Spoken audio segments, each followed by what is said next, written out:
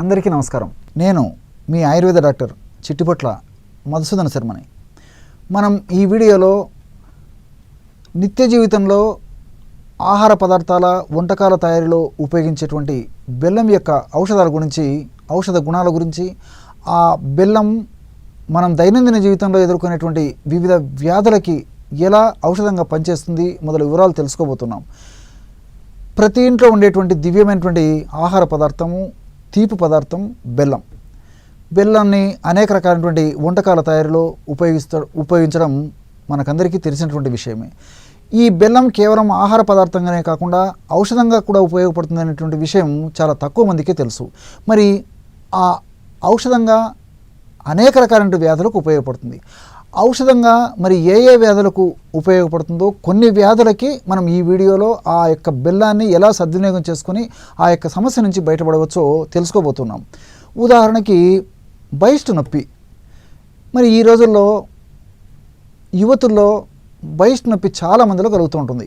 అంటే గర్ల్స్లో, లేడీస్లో ఈ బహిష్టు నొప్పి వచ్చినప్పుడు వాళ్ళు పడేటువంటి బాధ వర్ణాతీతం. ప్రతి నెల చాలామంది నరకయాతన అనుభవిస్తుంటారు.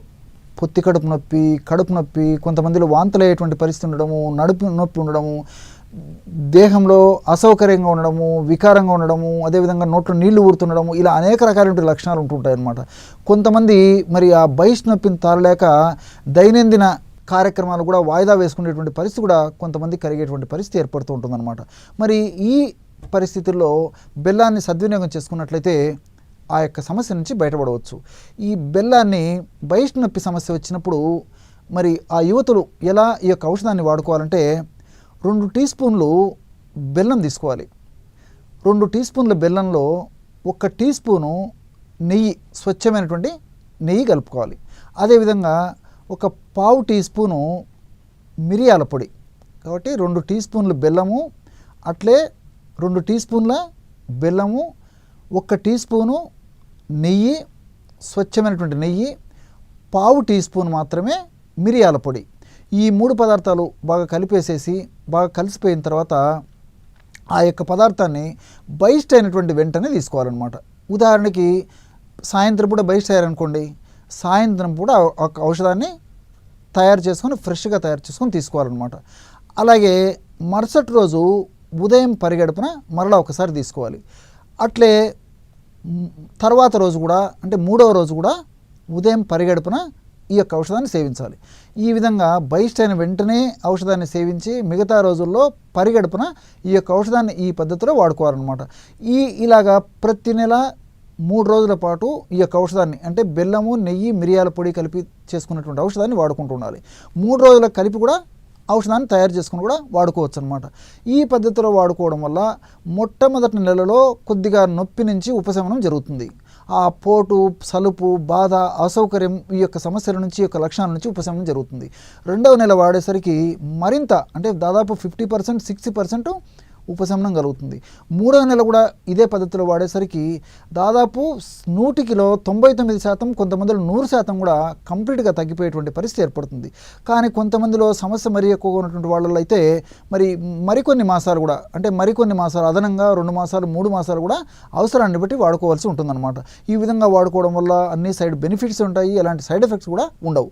కాబట్టి ఈ పద్ధతిలో ఈ యొక్క ఔషధాన్ని సద్వినియోగం చేసుకోవడం వల్ల బహిష్టు నొప్పి కంప్లీట్గా తగ్గిపోయి జీవితంలో మరలా సమస్య రాకుండా ఉండేందుకు కూడా ఇందులో ఉన్నటువంటి ఔషధ గుణాలు, ఔషధ తత్వాలు, రసాయన గుణాలు సదా దేహంలో ఉంటూ, సదా కాపాడుతూ, సదా రక్షిస్తూ ఉండేటువంటి పరిస్థితి ఏర్పడుతూ ఉంటుందన్నమాట.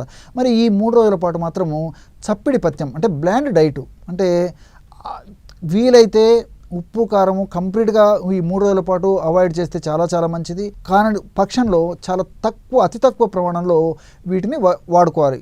ముఖ్యంగా అలా వాడుకుంటూ పాలు, పెరుగు, మజ్జిగ, అదేవిధంగా పులగం, పెసర పులగం, కాస్త పసుపు వేసి చేసినటువంటి పెసర పులగము, అదేవిధంగా పళ్ళు, ఇలాంటి ఆహార పదార్థాలు ఎక్కువగా వాడుకుంటున్నారనమాట. ఈ 3 రోజులు ఈ విధంగా బ్లాండ్ డైటు, చప్పిడి పథ్యంగా ఆహారం తీసుకుంటూ ఈ 3 రోజుల పాటు ఈ పద్ధతిలో యొక్క ఔషధాన్ని వాడుకోవడం వల్ల చాలా సమర్థవంతమైనటువంటి ఫలితాలు కలిగేటువంటి పరిస్థితి మనకు దీనివల్ల కలుగుతుంటాయి. అట్లే ఈ బెల్లం మరొక వ్యాధి కూడా చాలా అద్భుతంగా పనిచేస్తుంది. ఎలాగంటే ఉదాహరణకి మోకాళ్ళ నొప్పులు ఉండేటువంటి పరిస్థితి ఉన్నప్పుడు వెంటనే, తక్షణమే, శీఘ్రంగా, సత్వరమే దాని యొక్క ప్రభావాన్ని చూపించి ఆ యొక్క సమస్య నుంచి బయటపడాలంటే ఈ బెల్లాన్ని తీసుకొని అందులో తగినంత సున్నం వేసేయాలన్నమాట. అంటే ఉదాహరణకి ఒక భాగం బెల్లం అయితే అందులో పావు భాగము లేదా అరభాగము సున్నం పొడి, అట్లే కాస్త పసుపు, అదేవిధంగా అట్లే అంటే పావు భాగం కానీ అరభాగం కానీ పసుపు, అంటే బెల్లం రేషియో ఎక్కువగా ఉండాలి, పావు వంతు మాత్రమే ఈ సున్నము పసుపు ఉండాలన్నమాట. ఈ 3 పదార్థాలు కలిపేసేసి కాస్త తేనె కానీ లేకపోతే కాస్త నీరు కానీ చేర్చి మెత్తగా నూరడం వల్ల చక్కటి లేపన ద్రవ్యం తయారవుతుంది అనమాట. ఈ లేపన ద్రవ్యాన్ని మోకాళ్ళ నొప్పులు ఉన్నటువంటి భాగంలో సైడ్లకి, మోకాళ్ళ పై భాగంలో, మోకాళ్ళ వెనుక భాగంలో చుట్టూ అంతా అప్లై చేసేసి ఒక 2 గంటలు అలాగే ఉంచేసేసి గోరువెచ్చని నీటితో కడిగేస్తుండాలి. ఈ విధంగా చేయడం వల్ల మోకాళ్ళ భాగంలో ఉన్నటువంటి పోటు, సలుపు, బాధ, మంట, అసౌకర్యము ఇవన్నీ కూడా చాలా త్వరగా ఈ యొక్క 3 ఔషధ గుణాలు కలిపి తయారు చేసుకున్నటువంటి ఔషధం లాగేసేటువంటి పరిస్థితి ఏర్పడుతుంది. కాబట్టి కంఫర్టబిలిటీ అనేది వస్తుందన్నమాట. అంటే సౌకర్యవంతమైనటువంటి ఆ యొక్క పరిస్థితి మోకాలు భాగం ఉండేటువంటి పరిస్థితి కలుగుతుందన్నమాట. అంటే మోకాళ్ళ భాగంలో సౌకర్యవంతంగా కలిగేటువంటి పరిస్థితి ఏర్పడుతూ ఉంటుందన్నమాట. కాబట్టి ఈ యొక్క ఔషధాన్ని ఈ పద్ధతిలో పైపూత మందుగా వాడుకోవచ్చు.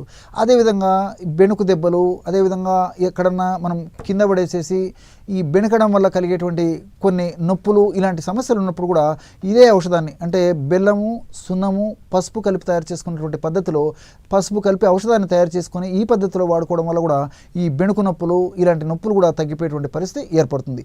అట్లే ఈ బెల్లము కీళ్ళ నొప్పులు, మోకాళ్ళ నొప్పులు సమస్య తగ్గేందుకు కూడా ఆభ్యంతరంగా అంటే కడుపులోకి వాడడం వల్ల చాలా చక్కటి ప్రయోజనం కలుగజేస్తుంది అనమాట. ఎలాగంటే ఒక కప్పు గోరువెచ్చని పాలు అంటే 200 ml గోరువెచ్చని పాలలో 5 గ్రాములు అంటే 1 టీ స్పూను బెల్లము, 1 టీ స్పూను స్వచ్ఛమైనటువంటి నెయ్యి, అదేవిధంగా 1 నుంచి 2 గ్రాములు శొంఠి పొడి. బాగా నిదానంగా గమనించండి, నోట్ చేసుకోండి. 200 ml గోరువెచ్చని పాలల్లో 1 నుంచి 2 వరకు 2 చెంచాలు 2 టీ స్పూన్ల వరకు కూడా బెల్లం తీసుకోవచ్చు అనమాట. కాబట్టి 1 టీ స్పూన్ నుంచి 2 టీ స్పూన్ల వరకు కూడా బెల్లం తీసుకున్న తప్పు లేదు.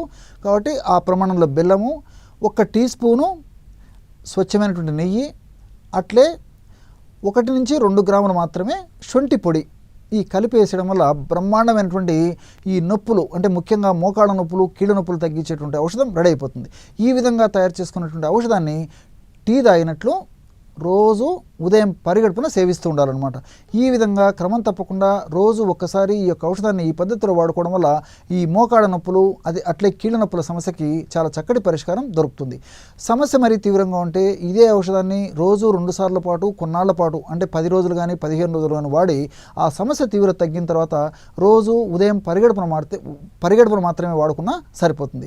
కానీ ఇక్కడ మీరు మరొక విషయం కూడా గమనించాలి. ఈ యొక్క ఔషధము షుగర్ వ్యాధిగ్రస్తులు కానీ, అదేవిధంగా మరి వెయిట్ ఉన్నటువంటి వాళ్ళు కానీ, అట్లే రక్తనాళాలలో పూడికలు ఉన్నటువంటి వాళ్ళు అంటే కొలెస్ట్రాల్ ఇలాంటి పూడికలు ఉన్నటువంటి వాళ్ళు కానీ ఈ యొక్క ఔషధం వాడకూడదు అనమాట ఎక్కువ రోజులు. ఎందుకంటే ఈ ఔషధంలో బెల్లము, అదేవిధంగా నెయ్యి ఇలాంటి పదార్థాలు ఉన్నాయి. కాబట్టి మరి ఇలాంటి ఔషధాన్ని కాకుండా అనేక రకాలైనటువంటి ఇతర ఔషధాలు ఉన్నాయి. కాబట్టి నేను మన వీడియోలో కూడా అందరూ వాడుకోదగ్గ అనేక రకాలైన ఔషధాలు కూడా చెప్పడం జరిగింది. కాబట్టి ఆ వీడియోస్ చూసేసి వాటిని ఫాలో కావడం వల్ల కూడా ఈ మోకాళ్ళ నొప్పులు, అదేవిధంగా కీళ్ళ నొప్పుల సమస్య నుంచి చాలా చక్కటి పరిష్కారం దొరుకుతుంది.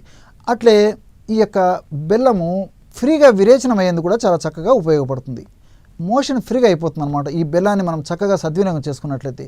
ఎలాగంటే 100 గ్రాములు బెల్లం తీసుకుంటే 100 గ్రాముల బెల్లంలో 50 గ్రాములు సునాముఖి ఆకు పొడి కలిపేసేయాలి. సో సునాముఖి ఆకు పొడి నిదానంగా రాసుకోండి. ఈ సునాముఖి ఎండించినటువంటి ఆకు మనకు మార్కెట్లో దొరుకుతుంది. వీలైతే ఆకు తెచ్చుకొని మిక్సీలో వేసేస్తే చాలా ఈజీగా సులభంగా పౌడర్ అయిపోతుంది. అదే ప్రయత్నం చేయండి.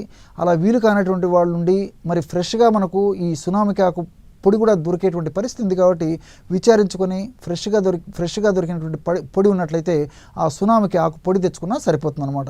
కాబట్టి 100 గ్రాముల బెల్లంలో 50 గ్రాముల సునామికి ఆకు పొడి కలిపేసేస్తే ఆ పదార్థం అంతా బాగా కలిసిపోతుంది అనమాట. మిక్సీలో కలుపుకోవచ్చు, లేకపోతే ఒక రోటీ లాంటిది ఏదన్నా ఉంటే ఆ రోటీలో వేసి కూడా మెత్తగా దంచిన రోలు ఇలాంటి వాటిలో మెత్తగా దంచినప్పటికీ ఆ పదార్థం అంతా బాగా కలిసిపోతుంది అనమాట. దాన్ని ఒక గాజు సీసాలో నిల్వ ఉంచుకొని 1/2 టీ స్పూన్ నుంచి 1/2 టీ స్పూన్ వరకే రాత్రిపూట పడుకునేటప్పుడు కాస్త గోరువెచ్చని నీళ్ళలో కానీ లేకపోతే ఒక 100 మిల్లీలీటర్ల గోరువెచ్చని పాలలో కలిపి కానీ తీసుకుంటున్నారనమాట. ఈ విధంగా ఈ యొక్క ఔషధాన్ని రోజు రాత్రిపూట అవసరాన్ని బట్టి, శరీర తత్వాన్ని బట్టి, వ్యాధి తీవ్రతను బట్టి, వ్యాధి యొక్క అవస్థను బట్టి, వయస్సును బట్టి 1/2 టీ స్పూన్ నుంచి 1/2 టీ స్పూన్ వరకు ఈ యొక్క ఔషధాన్ని రాత్రిపూట తీసుకోవడం వల్ల ఉదయము లేచిన వెంటనే, అంటే లేచేసరికి ఆ యొక్క సెన్సేషన్తోనే మనకు మెలకు వచ్చేసి ఫ్రీగా విరేచనమయ్యేటువంటి పరిస్థితి ఏర్పడుతుంది. కాబట్టి ఎప్పుడైతే మోషన్ ఫ్రీగా అవుతుందో అప్పుడు మనకు జీర్ణ వ్యవస్థ బాగుంటుంది. ఎప్పుడైతే జీర్ణ వ్యవస్థ బాగుంటుందో తీసుకున్నటువంటి ఆహారం బాగా జీర్ణం అవుతుంది. ఆ జీర్ణమైనటువంటి ఆహారంలో ఉన్నటువంటి పోషకాంశాలు కూడా మన బాడీకి అందుతాయి. వ్యాధి నిరోధక శక్తి బాగా పెరుగుతుంది. జబ్బులు రాకుండా ఉంటాయి. వచ్చినటువంటి జబ్బులు కూడా త్వరగా తగ్గేటువంటి అవకాశం ఉంటుంది. కాబట్టి మరి ఈ యొక్క ఔషధాన్ని ఈ పద్ధతిలో ఉపయోగించుకోవడం వల్ల చాలా చక్కటి ప్రయోజనం కలుగుతుంది. మరి ఈ యొక్క ఔషధాన్ని కూడా బెల్లం కలిసింది కాబట్టి బెల్లం వాడదగినటువంటి వాళ్ళందరూ కూడా వాడుకోవచ్చు. బెల్లం వాడకూడనటువంటి వాళ్ళు మాత్రం ఈ యొక్క ఔషధాన్ని వాడకూడదన్నమాట. నేను అనేక వీడియోల్లో అనేక ఫార్ములాస్ కూడా ఇలాంటి సమస్యలకు చెప్పడం జరిగింది. కాబట్టి వాళ్ళు ఆ ఫార్ములా ఫాలో అయితే సరిపోతుంది. చూశారు కదా, ఇటువంటి చక్కనటువంటి అంశాలను బెల్లం గురించి, దీని యొక్క ఔషధ గుణాల గురించి మీరు ఈ వీడియోలో తెలుసుకున్నారో. మరొక వీడియోలో మరొక అంశంతో మళ్ళీ కలుద్దాం. అంతవరకు నమస్కారం. మీ చిట్టిబొట్ల.